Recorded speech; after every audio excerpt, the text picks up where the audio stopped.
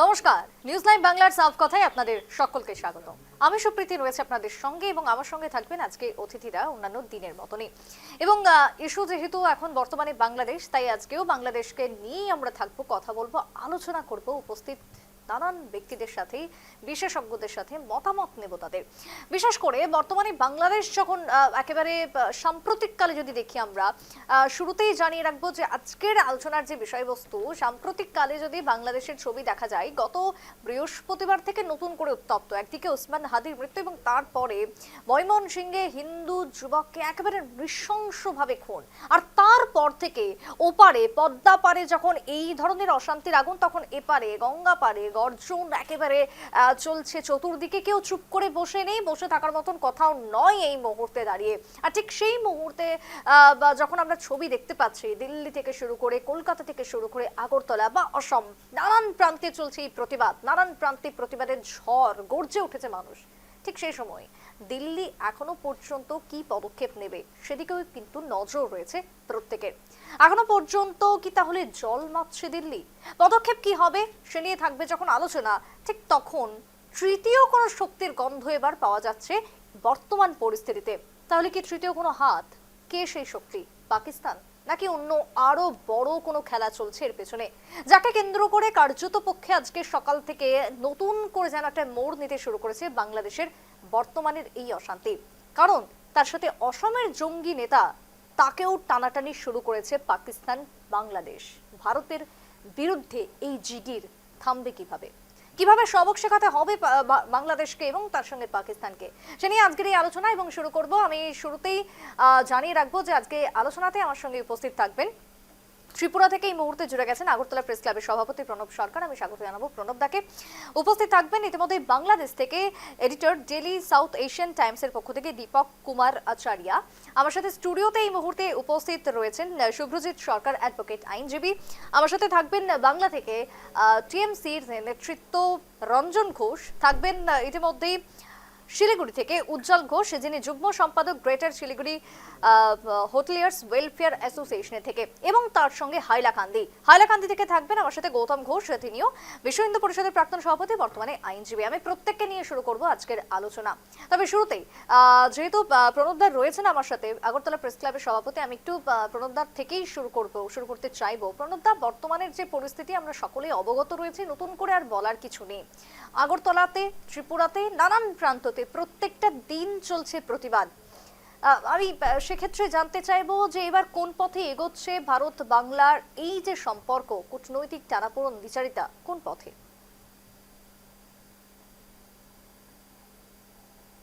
কথাটা খুব কেটে কেটে আসছে। তুমি কি আমার কথা শুনতে পাচ্ছ? শুনতে পাচ্ছি। হ্যালো, শোনা যাচ্ছে। আমাকে কি শোনা যাচ্ছে প্রণবদা? শোনা যাচ্ছে? শোনা যাচ্ছে। হয়তো কোনো সাউন্ডের সমস্যা, আমি একটু পিসিআর কে বলবো বিষয়টি দেখতে। আমি একটু সুব্রতার কাছে আসবো। সুব্রতা, এই যে যে ছবি বা যে পরিস্থিতি আজকের দিনে দেখা যাচ্ছে, কি মনে হয় কোন পথে এগোচ্ছে এই মুহূর্তের সম্পর্কটা? প্রথমে তো যে যার হত্যা হয়েছে ওর পরিবারের প্রতি আমি সমবেদনা জ্ঞাপন করছি। কারণ এই যে ঘটনাটা, এই ঘটনাটাতে আমরা, এটা নতুন ঘটনা নয়, আজকে আমরা জানতে পেরেছি বা এই ঘটনাটা প্রচার সেইভাবে হয়েছে বলে। কিন্তু এই যে বাংলাদেশের মানুষদের বা সেই দেশের যে লোকদের কি তালিবানি কায়দা, যে ওদের যে কি পরিস্থিতি, সেটা আমরা অনুভব করছিলাম গত এক বছর থেকে। কারণ বারবার আমরা দেখতে পেয়েছি যে সে দেশের সংখ্যালঘুদের যে করুণ পরিস্থিতি, এই করুণ পরিস্থিতিটা আজকে আমরা আরও প্রকাশ্য এসেছে, গোটা বিশ্বের সামনে এসেছে, কিন্তু এইগুলো প্রতিনিয়ত হচ্ছে।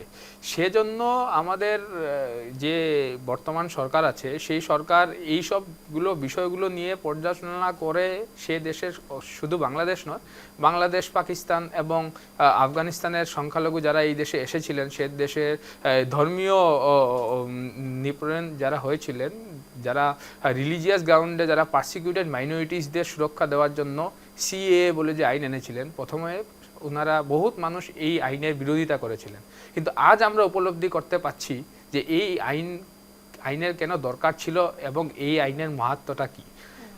আমি প্রথমে আরেকটা জিনিসও বলতে চাইবো কি সে দেশে এই যে আমরা শুনতে পেয়েছি যে 12 জনকে গ্রেফতার করা হয়েছে এই দীপু দাসের এই হত্যাকাণ্ডের, এই 12 জন মানুষ এইসব হচ্ছে কি লোক দেখানো। কারণ ইউনিস অ্যাকচুয়ালি চাইছে কি সে দেশে ও ডিক্টেটরশিপ চালাতে with the help of army.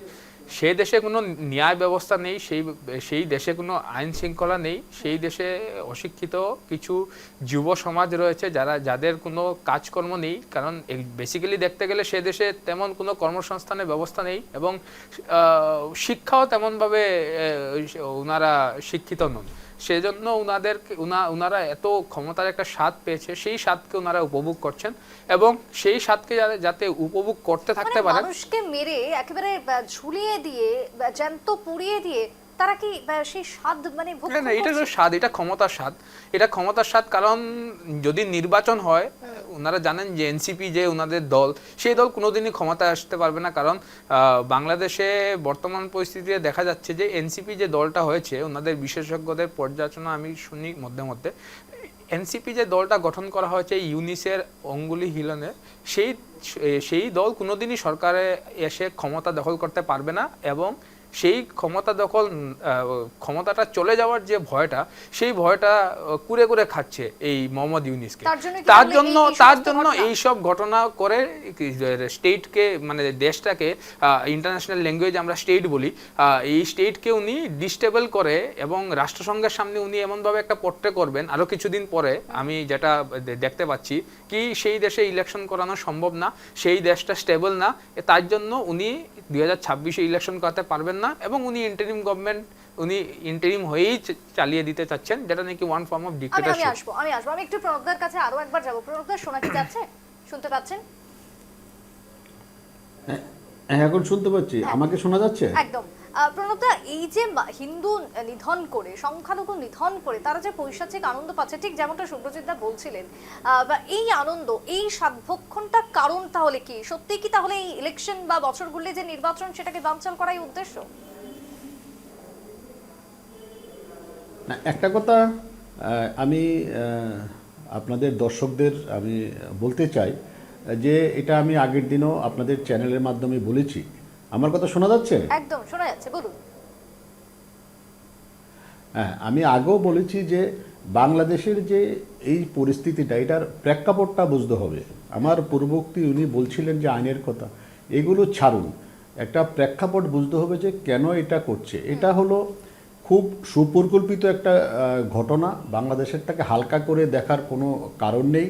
এটাতে সেন্ট মার্টিন দ্বীপের গল্প আছে, আমেরিকার গল্প আছে, এখানে পাকিস্তানের ঘাঁটির গল্প আছে। না হলে হঠাৎ করে ইউনিসকে সামনে রেখে কিছু ছাত্র হঠাৎ করে জুলাই অভ্যুত্থান করলো। ছাত্ররা এখন কোথায়? ছাত্ররা কোথায়? ছাত্ররা তো এখন বলতে গেলে এখন আর ছাত্ররা পিকচার নেই। এখন কে আসছে ময়দানে, কে আসছে? তারেক রহমান কালকে বাংলাদেশে ল্যান্ড করছে। এখন ময়দানে কারা আসছে? এখন ময়দানে ইউনুস আসছে। ইউনুসকে আপনাদের বুঝতে হবে, ইউনুস ছিল একটা গ্রামীণ ব্যাংকের একটা সুদের ব্যবসা চালাতো। বহু লোক এখানে প্রতারিত হয়েছে, আমেরিকার এতে ছিল দীর্ঘদিন। এটা একটা ইউনুস একটা আমেরিকার এজেন্ট হিসেবে কাজ করছে। এখানে পাকিস্তানের মুনিরের হাত আছে, কারণ ওদের তো এই উপমহাদেশের মধ্যে ওদের একটা ঘাঁটি লাগবে, ঘাঁটি চাই। এই জন্য এখান থেকে যে আওয়ামী লীগকে সরাতে হবে, হাসিনাকে উৎখাত করতে হবে এবং বাংলাদেশের যিনি আর্মি চিফ আছে তার ভূমিকাটাও সন্দেহজনক। Army chief Sheikh Hasina relative ছিলেন, তার ভূমিকাটাও সন্দেহজনক। টোটাল ঘটনাটার প্রেক্ষাপটে একটা বড় বিগ ষড়যন্ত্র ছিল। এই ষড়যন্ত্রের শিকার হয়েছে বাংলাদেশ। বিশেষ করে আমি বলবো যে বিশেষ করে ষড়যন্ত্রের শিকার হয়েছে হিন্দুরা। আপনারা জানেন, যারা আজকে প্যানেলিস্ট আছেন, আপনারা জানেন যে বর্তমানে হিন্দুদের সংখ্যা কমে 6% চলে এসছে। 6% আজকে হিন্দুরা চলে এসছে এবং যারা হিন্দুরা এখানে আছে ওদের কোনো কার্যত কোনো ভিজিবল অস্তিত্ব নেই। ওরা কিছু করতে পারে না, ব্যবসা করতে পারে না, স্কুলে যেতে পারে না, কলেজের প্রফেসর যদি হয় ওকে মুসলিম হতে হচ্ছে, প্রিন্সিপাল হলে মুসলিম হতে হচ্ছে। হিন্দুরা পুজো করতে পারে না, জোরে জোরে কাশি বাজাতে পারে না, ঘন্টা বাজাতে পারে না। তাহলে এটা হিন্দু শূন্য করার যে একটা পরিকল্পনা, টোটাল একটা মুসলিম কান্ট্রি করার একটা পরিকল্পনা, যেটা 71-এর আগে ছিল, সেই লক্ষ্যকে সামনে রেখে এই কাজটা করছে জামাত। মূলত জামাত আছে, মৌলবাদীরা আছে, এই কাজটা করছে। আমার দাবি থাকবে, আপনারা যারা আছেন আপনারা জেনে থাকবেন যে বাংলাদেশকে এখন রক্ষা করতে হবে। কে রক্ষা করবে বাংলাদেশকে? এখন রক্ষা করতে হবে ভারতকে। আপনারা দেখেছেন যে গত 2-3 দিন ধরে একটা মুভমেন্ট হচ্ছে, আন্দোলন হচ্ছে। ত্রিপুরাতেও আজকে হয়েছে, বিভিন্ন জায়গাতে হয়েছে, ওয়েস্ট বেঙ্গলে হয়েছে। এখন ভারতকে রক্ষা করতে হবে। ভারত যাতে হিন্দুদের, বিশেষ করে হিন্দুদের রক্ষা করে, তার জন্য একটা কম্প্রিহেন্সিভ একটা পরিকল্পনা নিতে হবে আমার দৃষ্টিতে। এবং আমি যেটা বলবো, এটা ভারত অনেকটা দেরি করে ফেলেছে। কারণ আমরা জানি আমাদের যারা রিলেটিভ আছে বাংলাদেশে, আপনাদের যারা রিলেটিভ আছে বাংলাদেশে, একটু কথা বলে দেখবেন যে ওনারা কীরকম আছে। দেখবেন একজনও ভালো নেই, সবাই আতঙ্কে আছে। রাতে ওনারা ঘুমায় না, রাতে ওরা রাত জেগে কাটায়। এইভাবে একটা জাতিগোষ্ঠী, বাংলাদেশের একটা হিন্দু জাতিগোষ্ঠী কিভাবে ওনারা থাকতে পারবে বন্ধ করে যেন বেঁচে রয়েছেন তারা, অথচ গলা টিপে তাদেরকে মারা হচ্ছে, এমন একটা পরিস্থিতি। আমি আসবো প্রণবদা, আমি একটু গৌতমদার কাছে যাব। এই মুহূর্তে হাইলাকান্দি থেকে জুড়ে গেছেন গৌতমদা। গৌতমদা, এই যে ছবি, যে প্রেক্ষাপট আজকের দিনে দাঁড়িয়ে আমরা দেখতে পাচ্ছি, বাংলাদেশ, তাকে নতুন করে বলার মতন কিছু নেই এবং নিন্দা জানানোরও হয়তো আজকে কোনো ভাষা নেই। প্রত্যেকে গর্জে উঠেছে এবং সেটাই খুব স্বাভাবিক বিষয়। তারই মধ্যে এই ভারতের মধ্যে এখনো পর্যন্ত অনেক এই মৌলবাদী জামাতের দল হয়তো ঘোরাফেরা করছে। তার জলজান্ত উদাহরণ গতকালকের যে যুবক ধরা পড়েছে। গৌতম দা, হাইলাকান্দির থেকে আপনি যেহেতু রয়েছেন, কি বলবেন?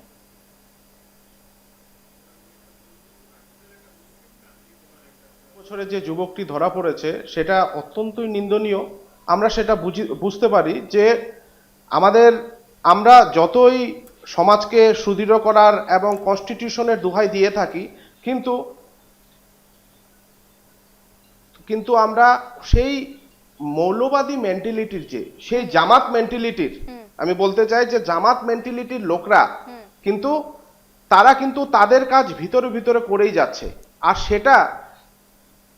আর সেটা একদিনে কখনোই সম্ভব নয়। আর সেটার জন্য আমাদের কিন্তু সতর্ক এবং দৃঢ় প্রতিজ্ঞ থাকতে হবে যে এই যে জামাত প্রকৃতির, কারণ আমরা জানি যখন ৭১-এ স্বাধীন হয়েছিল তখন বাংলাদেশের বিপক্ষে কিন্তু জামাত ছিল। এই ইতিহাসটা কে জানে জানি না, কিন্তু জামাত বাংলাদেশের বিপক্ষে ছিল। এই জামাতই এখনই ওই পাকিস্তানের কাজ করছে। আর ওই মেন্টালিটির কিছু লোক আমাদের এখানে ওইভাবে করছে। ওদের দুঃসাহসটা দেখুন যে ওরা এইভাবে করছে যে একটা মানুষকে জ্যান্ত পুড়িয়ে দেওয়া হয়েছে, সেটা মানবতার ইতিহাসে একদম কালো অক্ষরে লেখা থাকবে এই ঘটনাটা। সেটার জন্য বাংলাদেশ পৃথিবীর কাছে ধিক্কারের যোগ্য। এবং সেই জামাত মেন্টালিটি নিয়ে যারা চাইছে তাকে যাতে নির্মূলভাবে নষ্ট করা হয় এবং জোর থেকে উঠানো হয়, এটার দাবি আমার থাকবে সব সময়। এবং এইখানেও একটা কোথাও গিয়ে সেই জাল যেন চলছে বোনার কাজ। একটু রঞ্জন দাও এই মুহূর্তে জুড়ে গেছেন, বাংলা থেকে রয়েছেন, টিএমসি থেকে। রঞ্জন দা, আজকের দিনের বাংলাদেশের যে পরিস্থিতি এবং তার সঙ্গে কোথাও গিয়ে যে একটা তৃতীয় শক্তির মদত এবং জামাত মৌলবাদীদের ছাড়া যে কোনো কিছুই হচ্ছে না, সেটা আজকে আলোচনা থেকে উঠে আসলো আরো একবার। কি বলবেন রঞ্জন দা? পরিষ্কার কথা বলতে পারি, বাংলাদেশের নতুন বন্ধু হলো পাকিস্তান। এটা একদম পরিষ্কার। তারা একজোট হয়ে ভারত বিরোধী প্রচার ও প্রচারণার প্রজেক্ট নিয়েছে। এমনই বৃহত্তর চক্রান্তের আভাস পেয়েছে, সেটা ভারতবর্ষ থেকে নয়া দিল্লি সেই আভাস পেয়েছে। আর তাই ভারত সব রকম পরিস্থিতির জন্য প্রস্তুত হচ্ছে। আমরা হয়তো পশ্চিমবাংলায় তৃণমূল কংগ্রেস করতে পারি, কিন্তু ভারতবর্ষ যখন যা পদক্ষেপ নেবে সেটাকে সমর্থন আমরা করব। প্রথম পদক্ষেপ, বিপুল বাড়তে চলেছে দেশের প্রতিরক্ষা বাজেট। এই বাজেট থেকে আসন্ন বাজেটে সামরিক অন্তত ১.৫ লক্ষ কোটি টাকার মতো প্রায় বেশি বরাদ্দ হওয়ার সম্ভাবনা আছে। কারণ প্রত্যেককেই এখন সজাগ থাকতে হবে। অর্থমন্ত্রীর কাছে অলরেডি মর্মে প্রস্তাব রূপরেখা জমা দিয়েছে প্রতিরক্ষা দপ্তর। এবং এই যে বিরোধী একটা চক্রান্ত প্রচার, তারা একসাথে একজোট হয়ে পাকিস্তানের মদতে আজকের একটা বিশাল গন্ডগোল বাঁধানোর চেষ্টা করছে। তার বিরুদ্ধে ভারতকে নিশ্চয়ই তৈরি থাকতে হবে। সেই তৈরি থাকার জন্য যে সমস্ত যা প্রয়োজন, অত্যাধুনিক ফাইটার জেট থেকে শুরু করে সব কিছু প্রস্তুত।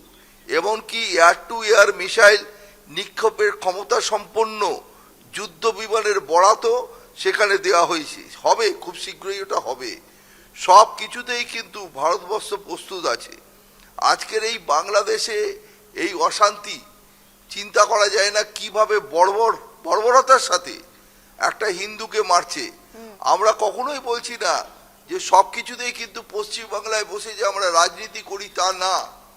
পশ্চিমবাংলায় রাজনীতি করতে গিয়ে আমরা যে এখানে হিন্দু মুসলিম সে বিভেদ ছড়াচ্ছি সেটাও না। একটা মানুষের ওপর যতক্ষণ অত্যাচার হচ্ছে, আজকে নিশ্চয়ই ভারতবর্ষের প্রধানমন্ত্রী নরেন্দ্র মোদী তাকে পদক্ষেপ নিতে হবে এবং আগামী দিনে যা ব্যবস্থা করার তাই ব্যবস্থা করতে হবে।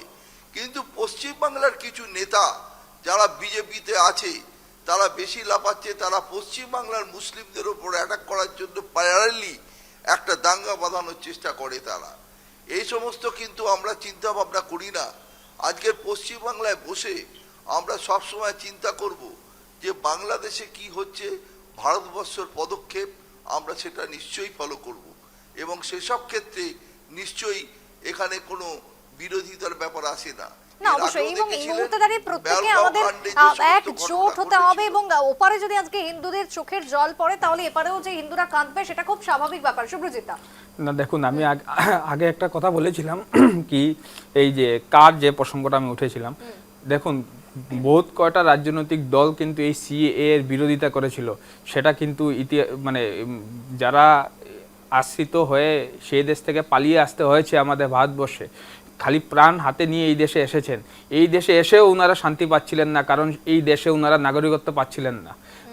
হিন্দুদের জন্য ভারতবর্ষ ছাড়া আর কোনো দেশ নেই, সেটা সর্বদাই আমরা আগেও জানি এবং এটা হচ্ছে গিয়ে ফ্যাক্ট যে বিশ্বে কোথাও যদি কোনো হিন্দু যদি লাঞ্ছিত হয়, নির্যাতিত হয়, তার হচ্ছে গিয়ে একটাই হচ্ছে গিয়ে শেষ ঠিকানা হচ্ছে গিয়ে ভারতবর্ষ। এই সিএবি পরবর্তীতে সিএএ কে বহুতকে এটা রাজনৈতিক দল এই সিএএ বিরোধিতা করেছিল এবং বর্তমান সরকার শক্ত হাতে নিজের রাজনৈতিক মুনাফা চিন্তা না করে সিএএ এনে এইরকম যারা নির্যাতিত ধর্মীয় নিপীড়নের কারণে এই দেশে এসেছিলেন তাদেরকে নাগরিকত্ব দেওয়ার বন্দোবস্ত করেছিলেন। এই যদি ওনারা এইসব প্রশ্নের ওনারা জবাব বিরোধী দল দিতেই পারবে না, কারণ প্রত্যেকটা বিরোধী দল এই সিএএ কে বিরোধিতা করেছিল। আজ আমরা উপলব্ধি করতে পারছি কি সিএএ কেন প্রয়োজনীয়তা ছিল, কারণ সেই দেশে তো সংখ্যালঘুরা, প্রণববাবু একটা ফিগার দিয়েছেন, হ্যাঁ 6%, এই 6% তো 0% হয়ে যাবে 10 বছরের মধ্যে, কারণ সেই দেশে থাকার মতো পরিবেশ নেই। ওনাদেরকে ধর্মান্তরিত হতে হবে, না হলে অন্য দেশে পালিয়ে যেতে হবে। সেজন্য ভারতবর্ষ ওনাদের কথা চিন্তা করে আপনি একটা কথা খুব কারেক্টলি বলছেন। আপনি পরিচয়টা ঠিক আমি শুনিনি প্রথমে, আপনি কথা খুব কারেক্টলি বলছেন যে কেন সে এর প্রয়োজন, ওরা তো মুসলিম হয়ে যেতে হবে। তাহলে একটা কথা আমরা সবাই মিলে বলি না, ভারত সরকারকে আমরা বলি না যে সবাই মিলে যারা 6% আছে ওদেরকে আমরা ভারতে নিয়ে আসি না সবাইকে? না না, আমি সবাইকে আজকে আমরা এই চ্যানেলের মাধ্যমে আমরা সবাইকে বলি না। শুনুন, আমি ওই প্রসঙ্গে আমি এখনই যাচ্ছি না, কিন্তু আমি একটা জিনিস তার আগে বলতে চাচ্ছি কি, যদি অন্য বিরোধী দল আর না সময় নেই, শুনুন আজকে চট্টগ্রামে আজ তো 2024 পর্যন্ত এক্সটেনশন করা হয়েছে। প্রথমে 2014 ছিল, এখন 2024 করা হয়েছে। তো এই সরকার আন্তরিক, এবং এই সরকার উনাদের, হ্যাঁ বলুন। আমি কোন সরকার কি আন্তরিক বানা বলছি না, আমি বলছি চট্টগ্রামে আজকে বেশ কিছু হিন্দু বাড়ি জ্বালিয়ে দেওয়া হয়েছে, এই মাত্র খবর আছে। তাহলে আপনারা এইসব কথা না বলে সবাই মিলে বলুন না, যত হিন্দু আছে 6%, বেশি নেই তো, ওদেরকে আমরা ভারতে নিয়ে আসি না। দেখুন সেটা তো সর্বদাই আমরা, সেই কথা তো সর্বদাই আমরা অনুরোধ করব কেন্দ্রীয় সরকারকে। এবং এই সিএএ আমি কেন কথাটা বলেছি, সবাই মিলে এই চ্যানেলের মাধ্যমে আমরা বলি না। বলার একটাই যুক্তি ছিল, পূর্ববর্তী বক্তা বলেছিলেন কি কিছু নেতারা ওনারা অতি সক্রিয় হয়েছেন, কিন্তু ওনারা আজ এত সুন্দর সুন্দর বক্তব্য রাখছেন, কিন্তু ওনারা কিন্তু এই কাকে অপোজ করেছিলেন সেটা কিন্তু ঐতিহাসিক ওনাদের যে সিদ্ধান্ত ছিল। কিন্তু সুব্রজিতা, আজকে যদি সিএ বা যদি হতো তাহলে কি আজকে বাংলাদেশের যে মনোভাব, এই যে ছবিটা আজকে দীপু দাসকে যেভাবে হত্যা হতো, খুন হতো, সেটা কি কমতো বা বন্ধ হতো? একটা মানে আমি একটা জিনিস বুঝতে পারছি না, যেখানে বাংলাদেশ এত ঝামেলা করছে, বাংলাদেশে যেখানে বাংলাদেশে যেখানে আক্রমণ করলে না না বলুন না, আপনারা কার সমর্থন করেন না করেন না, আপনার দল কার সমর্থন করে না করে না, তাহলে আমরা বুঝতে পারবো। আমরা কা কোনো মতে এই তো দেখুন, এই হচ্ছে কি ওনাদের আসল পরিচয়। ওনারা কা বিরোধিতা করবেন, কিন্তু অন্য সাইডে ওনারা বলবেন কি ওনাদেরকে সুরক্ষা কেন দিচ্ছে না, কেন্দ্র সরকার কেন সক্রিয় হচ্ছে না। এই হচ্ছে কি ডাবল স্ট্যান্ডার্ড, এই হচ্ছে কি ডাবল স্ট্যান্ডার্ড, এই হচ্ছে কি ওনাদের ডাবল স্ট্যান্ডার্ড। ওনারা সিএ অপোজ করবেন, সিএ দিয়েই একমাত্র বাংলাদেশের সংখ্যালঘুদেরকে এই ভারতবর্ষের মাটিতে ওনাদেরকে থাকার ব্যবস্থা করা হয়েছে। ওনারা নিজের প্রাণ হাতে নিয়ে এই দেশে এসেছেন, সবকিছু ত্যাগ করে একমাত্র ওনারা রিলিজিয়াস পার্সিকিউটেড মাইনরিটিস যারা আছেন, শুধু বাংলাদেশে না, পাকিস্তানে, আফগানিস্তানে, এবং শুধু হিন্দু না, আমি একটু বলবো, বাংলাদেশ আজকে যেভাবে ছবি এবং তার প্রভাব ভারতবর্ষের মধ্যে এবার পড়তে শুরু করেছে। আমি আসবো, আলোচনায় আসবো। যে আলোচনার মধ্যে আমরা ছিলাম, একদিকে দাবি জানাচ্ছেন সুব্রজিৎ দা যে এই সময় দাঁড়িয়ে সিএ এর প্রয়োজনীয়তা কতটা ছিল সেটা হয়তো বাংলাদেশ আজও পর্যন্ত বুঝছে না সেখানকার মানুষরা। আমি এই আলোচনার মধ্যেই ঢুকবো। প্রণবদা, ঠিক যেমনটা আমরা বক্তব্যতেই আনছিলাম বা উঠে এসেছিল আজকে আলোচনার মধ্যে, একদিকে যখন তৃতীয় শক্তির মদত, ঠিক অন্যদিকে সুব্রজিৎ দা বলছেন সিএ এর প্রয়োজনীয়তা। সেই জায়গাতে দাঁড়িয়ে ভারতের কি কোনো প্রভাব পড়তো না যদি সত্যি সত্যি সিএ হয়ে যদি সবাইকে নিয়ে চলে আসা হতো? না, আমি বলছি, আমি আলোচনার শুনছিলাম, মাঝখানে লাইনটা কেটে গেল, আমি শুনছিলাম যে সিএ নিয়ে একটা কন্ট্রোভার্সি আপনাদের চ্যানেলে এখন শুনছিলাম, পক্ষে বিপক্ষে বা শুনছিলাম। আমার বক্তব্য একদম স্পষ্ট, যে আমি যেটা বলতে চাইছিলাম, যারা অতিথিরা আছেন তারা সবাই শ্রদ্ধেয় অতিথি, তাদেরকে বলতে চাইছিলাম যে আপনারা এখন ডিফারেন্স না করে, এখন আমাদের সবার এখন সময় এসছে বিপিনদের পাশে দাঁড়ানোর জন্য। আপনারা যারা 6% মতন হিন্দুরা আছে, যারা বাড়ি থেকে বেরোতে পারছে না, আজকেও গত দুদিন ধরে চট্টগ্রাম চলছে, চট্টগ্রামকে জ্বালিয়ে দেওয়া হচ্ছে, বেশ কিছু হিন্দু বাড়ি পুড়িয়ে দেওয়া হয়েছে।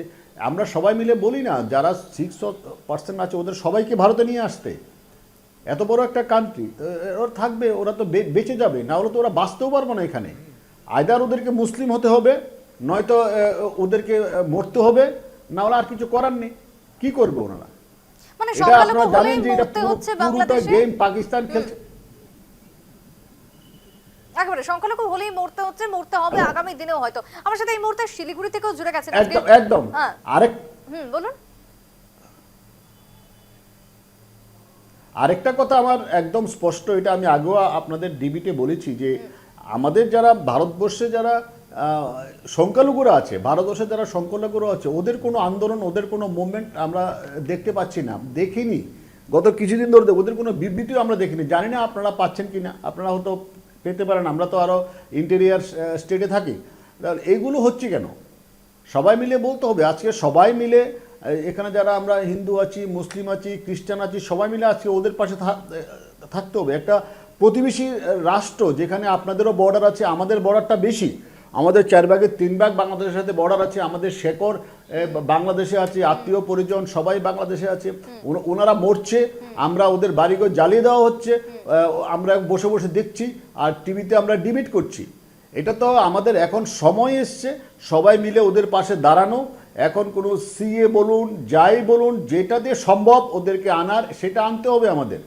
এবং আমি বলবো যে আপনারা যারা আছেন, যারা উত্তর পূর্বাঞ্চলের মেইন শহরে গুয়াহাটিতে বসে আছেন, আপনারা নেতৃত্ব দিন, আপনারা আওয়াজ তুলুন, আপনারা বড় করে মিছিল করুন, ডিবিট না করে মিছিল করুন। আমাদের এখানে মিছিল হয়েছে, বড় মিছিল হয়েছে, ওয়েস্ট বেঙ্গলে মিছিল হয়েছে।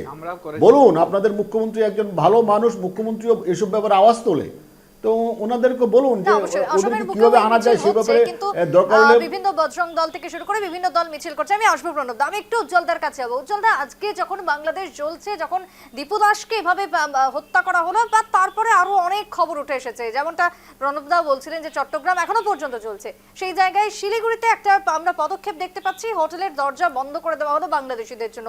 এখানেই কি এইটুকুর মধ্য দিয়ে কি শিক্ষা দেওয়া যাবে, না আরো বড় কিছু করা উচিত এই মুহূর্তে দাঁড়িয়ে? উজ্জ্বলদা। ধন্যবাদ আপনাকে, সঞ্চালিকাকে ধন্যবাদ জানাচ্ছি। প্রথমেই আমরা এটা বলি যে দীপু দাসের ইনসিডেন্ট যেটা হয়েছে বাংলাদেশে, সেটা অমানবিক। মানুষ মানেই মান আর হুশ, যার মানও নেই, হুঁশও নেই, তাকে সে মানুষের পর্যায়ে পড়ে না। বাংলাদেশে যে জিনিসগুলো চলছে, সস্তার রাজনীতি চলছে, সস্তায় সেই জায়গায় ওখানকার যারা নেতা তারা সস্তার রাজনীতি করতে গিয়ে সেভেন সিস্টার্স এবং শিলিগুড়ি করিডোর, সেখানে আমাদের মারাত্মক আপত্তি রয়েছে।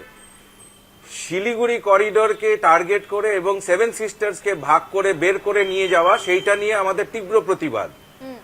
সেই জায়গায় আমরা 2024 সালের ডিসেম্বর মাসে, আমরা ডিসেম্বর মাস থেকেই শিলিগুড়ির সমস্ত হোটেলে বাংলাদেশি ট্যুরিস্টদেরকে বন্ধ করে দিয়েছিলাম জায়গা দেওয়া।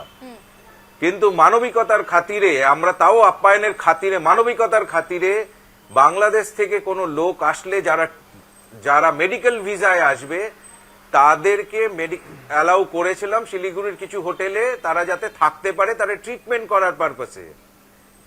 কিন্তু এখন যেই জিনিস আমরা দেখতে পাচ্ছি যে বাংলাদেশে যেই জিনিস হচ্ছে সেটা কোনোভাবে মানুষের পর্যায়ে পড়ে না। বাঙালি হিসাবে প্রথমে আমার মাথা হেট হয়ে যায়, যেভাবে দীপু দাসকে মারা হয়েছে, হত্যা করা হয়েছে, সেটা আমরা টিভির পর্দায় বা বিভিন্ন সময় সোশ্যাল মাধ্যমে দেখেছি, সেটা একদমই মেনে নেওয়া যায় না। এবং এই প্রতিবাদের ঝড়টা এখানে আমরা শুরু করেছি, এইটা ঝড় আরো উপরে তুলতে হবে। শিলিগুড়ি করিডোরকে নিয়ে কোন রকম কথাবার্তা বাংলাদেশের কোন খুচরো নেতার মুখে বা কোন ধরনের লোকের মুখে আমরা মানব না, শুনতে চাইছি না। সেভেন সিস্টার্সকে নিয়ে যে ধরনের কথা বলে সেই কথাগুলোও আমরা মেনে নেব না, এইটা স্পষ্ট করে দিতে চাই। আমরা ব্যবসায়িক সংগঠন হতে পারি, কিন্তু দেশ এবং রাষ্ট্র আমাদের কাছে প্রাধান্য। সেই দেশ এবং রাষ্ট্র দিকে যদি কোনো কিছু আজে বাজে কথা বা এ ধরনের কোনো কথা আসে,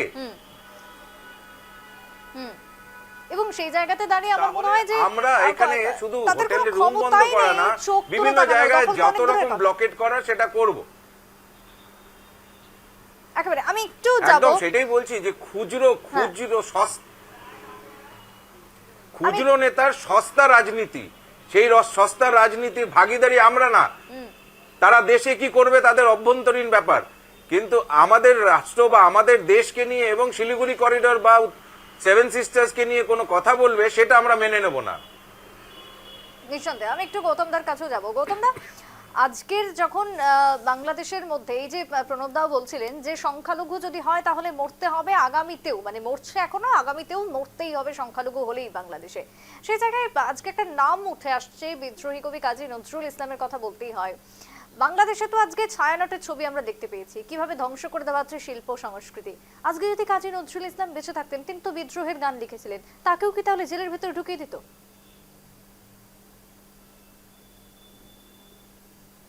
হ্যাঁ, অবশ্যই। রবীন্দ্রনাথ নজরুল সবাইকে ওরা ঢুকিয়ে দিত, কারণ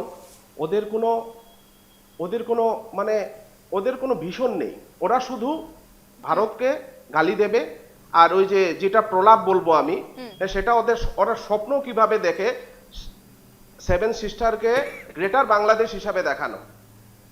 হ্যাঁ, তো এটা মানে ওদের কল্পনা কিভাবে আসে, সেটা যে একটা পরোক্ষ শক্তি যে কাজ করছে এবং এটা উস্কানোর জন্য সেটা একদম পরিলক্ষিত হয়। আর আমি আরেকটা বিষয় অল্প বলতে যাবো, আমি কথাটা কেটে আমি পূর্ববর্তী বক্তাদের কথা শুনতেছিলাম যে ব্যাপারটা সিএ এবং সবাইকে, সব হিন্দুকে ভারতে নিয়ে আসার ব্যাপারটা দেখুন, বাংলাদেশের যে হিন্দুরা রয়েছে তারাও কিন্তু বাংলাদেশের নাগরিক। আর আমাদের সিএ, আপনি যদি আমাদের শ্রদ্ধেয় অমিত শাহ, আমাদের গৃহমন্ত্রী, ওনার যদি পার্লামেন্টারি স্পিচটা যদি আপনারা দেখেন, তখন আপনি বুঝতে পারবেন যে বিতাড়িত যে হিন্দু, সিএতে বলা হয়েছে বিতাড়িত যে হিন্দু আসবে তাকে আমরা আশ্রয় দিব। তো এই জিনিসটা আমরা মিলিয়ে চললে হবে না যে আমরা সবাইকে এখানে নিয়ে আসবো, কারণ প্রত্যেক ব্যক্তির তার নিজ স্বাধীনতা থাকে, সে কোথায় বাস করবে। তো ওই স্বাধীনতা আমরা করবো না, যে বিতাড়িত হবে তাকে আনবো, একটা পয়েন্ট। আর দুইটা পয়েন্ট, যে আমরা দেখেছি যে এসআইআর এর সময় যখন ভোটার কার্ড বা এসব পশ্চিমবঙ্গের বিভিন্ন গ্রামে সার্চ করা হয়েছিল, ওদেরকে একটা শিখিয়ে দেওয়া হয়েছিল ভোটার কার্ডটা কোথা থেকে ম্যানিপুলেট করে, ফেব্রিকেট করে বানানোর জন্য। যে মাত্র এসআইআর এর টিম গেল, গ্রাম খালি হয়ে গেল। তো বর্তমানে ওখানের যে সরকার সেটাও লক্ষ্য রাখা উচিত যে আমরা ভোট ব্যাংকের রাজনীতি করার জন্য শুধু অনুপ্রবেশকারী বাংলাদেশি তাদেরকে ভোটার কার্ড বা অন্যান্য ডকুমেন্ট দিয়ে ইন্ডিয়ান করে ভোটের খাতে যে আমাদের জনসংখ্যা ওভাবে বাড়াবো না, সেটাতে আমাদের সমানভাবে এবং সবাই মিলে দেশকে বাঁচাতে হবে আগে। কারণ এটাই একটা কথা যে হিন্দুদের যাওয়ার কোথাও নেই, একটা মাত্র দেশ ভারতবর্ষ, সেজন্য সিএতে এটা বলা হয়েছে। আর এসআইআর এর আমরা বিরোধিতা করি, এসআইআর বিরোধিতা না করে এটাকে সরকারকে সাহায্য করা যে অবৈধ ভোটার কার্ড এবং বিভিন্ন অবৈধ ডকুমেন্ট নিয়ে, রেশন কার্ড নিয়ে যারা থাকছে তাদেরকে শনাক্ত করে বাংলাদেশে পাঠানো। আবারও চলে যাব আলোচনার মধ্যে, এবং এই মুহূর্তে আমি একটু রঞ্জনদার কাছেও যাব। রঞ্জনদার, ঠিক যেমনটা আপনি শুরু থেকেই বলছিলেন যে ভারত সরকার যে পদক্ষেপ নেবে তার পাশে আমরা প্রত্যেকেই রয়েছি এই মুহূর্তে দাঁড়িয়ে। আজকে দিনে যখন কথা উঠে আসছে তখন এই যে নজরুল হোক বা রবীন্দ্রনাথ হোক, আজকের দিনে যদি তারা যদি বেঁচে থাকতেন হয়তো তাদেরকেও বাংলাদেশে জেলে ঢুকিয়ে দেওয়া হতো। এই যে কথা উঠে আসছে আজকে আলোচনার মধ্যে, কি বলবেন?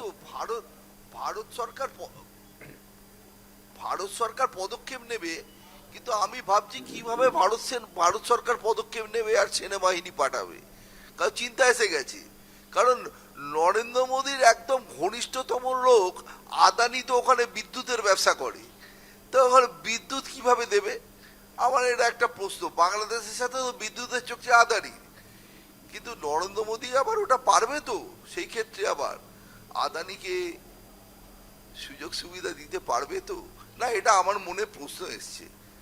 আজকে আন্তরিকতার খাতিরে বললাম ভারতবর্ষের সাথে আদানি আম্বানির কথা তো বলবেন, কিন্তু উনারা এই যে এগুলো হচ্ছে লোক দেখানো।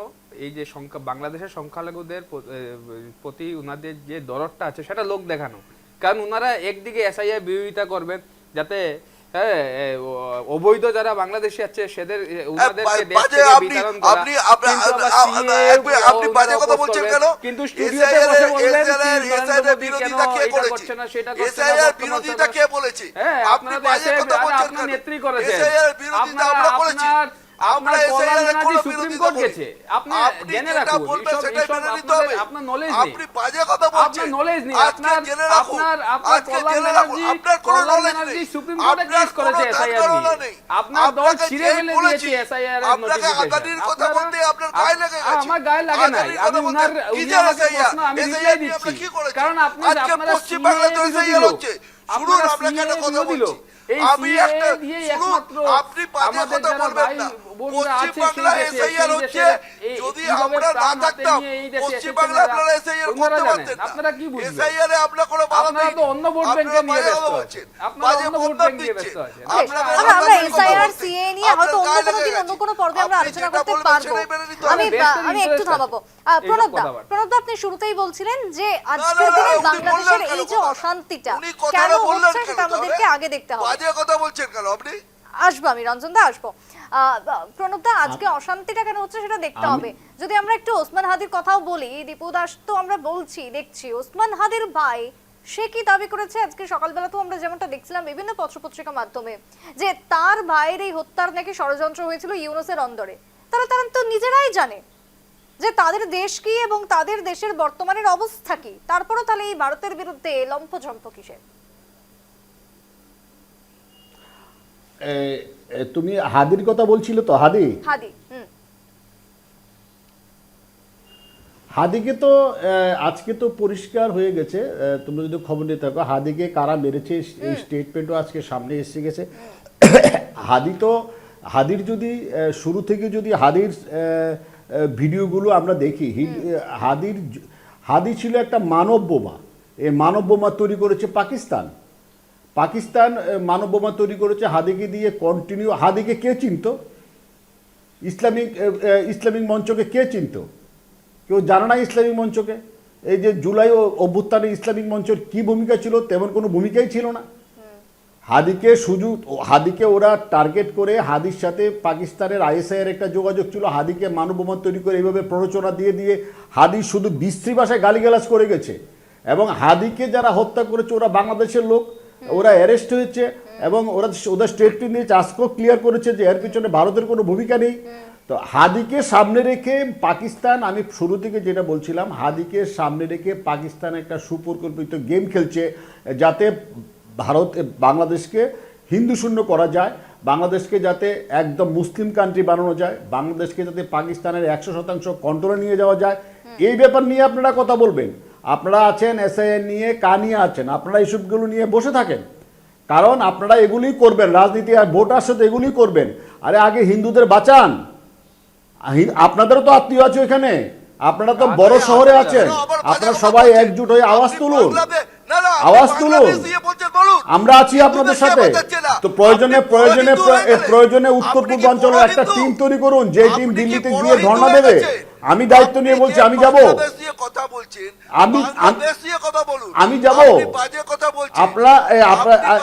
আপনারা এই প্ল্যাটফর্মের মাধ্যমে, এই টিভির মাধ্যমে আমি আপনাদের বলে দিতে চাই যে আপনারা একটা অর্গানাইজ করুন কিভাবে হিন্দুদের বাঁচানো যায়, কিভাবে হিন্দুদের বাঁচানো যায়। দরকার হলে একটা মুভমেন্ট তৈরি করুন, দিল্লিতে যাই আমরা, দিল্লিতে গিয়ে আমরা ধর্ণা দিই।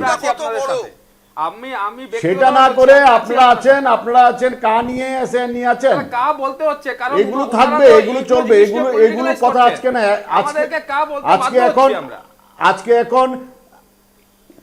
আজকে এখন হিন্দুদের বাঁচাতে হবে, হিন্দুদের বাঁচাতে হবে, আপনাদের আত্মীয় স্বজনদের বাঁচাতে হবে, আমাদের আত্মীয় স্বজনদের বাঁচাতে হবে। চলুন না সবাই মিলে একসাথে আমরা একটা কিছু করি, দিল্লিতে যাই আমরা সবাই মিলে। আপনারা এই বিষয় নিয়ে আলোচনা করুন। আজকে বাংলাদেশের অবস্থা কি, আজকে বাংলাদেশের অবস্থাটা কি, আপনারা হয়তো ঢাকা শহরে বসে কিছুটা উপলব্ধি করছেন, কিন্তু আমরা যারা সীমান্তে বর্ডারের কাছে থাকি, আমরা পুরোটা জানি বাংলাদেশের আজকে অবস্থা কি। আপনাদের যদি আত্মীয়স্বজন থাকে ওদেরকে জিজ্ঞেস করুন না ওরা কিভাবে আছে বাংলাদেশে। ওরা তো মৃত অবস্থাতেই পড়ে আছে, শুধু ওদের শ্বাসটা যাচ্ছে, প্রতিদিন মৃত্যুর প্রহর গুনছে ওনারা। ওদেরকে বাঁচানোর জন্য তো আমাদের কিছু করতে হবে, ভারত সরকারকে এগিয়ে আসতে হবে। সবাই মনে আক্ষেপ আছে ভারত কেন স্টেপ নিচ্ছে না। আমি তো বলছি আপনার যারা বসে আছেন আপনাদের মনেও আক্ষেপ আছে যে কেন ভারত সরকার দেরি করছে। ওদেরকে আনতে হবে। আপনি জানেন অনেক পড়ুয়া বাংলাদেশে আটকে আছে, ওদেরকেও তো আনতে হবে আমাদের। এই ব্যাপারে আলোচনা করুন, এই ব্যাপারে যত বেশি আলোচনা করবেন, যত বেশি পদক্ষেপ নেবেন, যত বেশি মুভমেন্ট করবেন, এটা হবে কাজের কাজ। যত ইচ্ছে না আপনি মাঝে মাঝে না আলোচনা করতে করতে অন্যদিকে চলে যাচ্ছেন। মাঝে মাঝে না নরেন্দ্র মোদীর হয়ে আপনি পশ্চিম বাংলার বিরুদ্ধে আঙুল তোলার চেষ্টা করছেন। আপনি যে বাংলাদেশ দিয়ে বলছেন, আরে আপনি পশ্চিম বাংলার কথা এখানে বলে কি লাভ হবে? পশ্চিম বাংলার কথা আজকের দিনে এসআইআর আজকের দিনে সকলের এক হওয়ার কথা, আজকের দিনে সকলের একসাথে গর্জে ওঠার কথা শুনুন না। আমার কথা কি শোনা যাচ্ছে? আমার কথা শোনা যাচ্ছে? তাহলে পশ্চিমবঙ্গের কথা কেন আলোচনা করছেন এখানে? বাংলাদেশের কথা আলোচনা করুন। চট্টগ্রাম চলছে, চট্টগ্রামের কথা আলোচনা করুন। দীপুদেরকে যারা হত্যা করেছে তাদের কথা আলোচনা করুন। বাংলাদেশে আপনাদের আত্মীয় স্বজনরা কিভাবে আছে, মন্দির খুলতে পারছেন আপনারা, এটা আলোচনা করুন।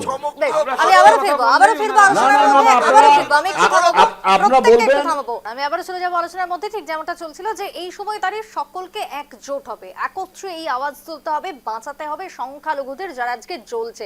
আমি একটু শিলিগুড়িতে যাব। ইতিমধ্যে উজ্জ্বলদা, যেমনটা আপনারা এই মুহূর্তে সিদ্ধান্ত নিয়েছেন যে সমস্ত হোটেল বন্ধ করে দেওয়া হবে, আজকের দিনেও আমরা দেখলাম যে একটি প্রতিবাদ হলো যেখানে যে সমস্ত ট্রাক যাচ্ছে সেগুলোকে আটকে দেওয়া হচ্ছে, বন্ধ করা হচ্ছে। এটাই কি, যেটা আবারও জানতে চাইবো, এর পরবর্তীতে আপনারা কি পদক্ষেপ নেবেন বলে ভাবছেন?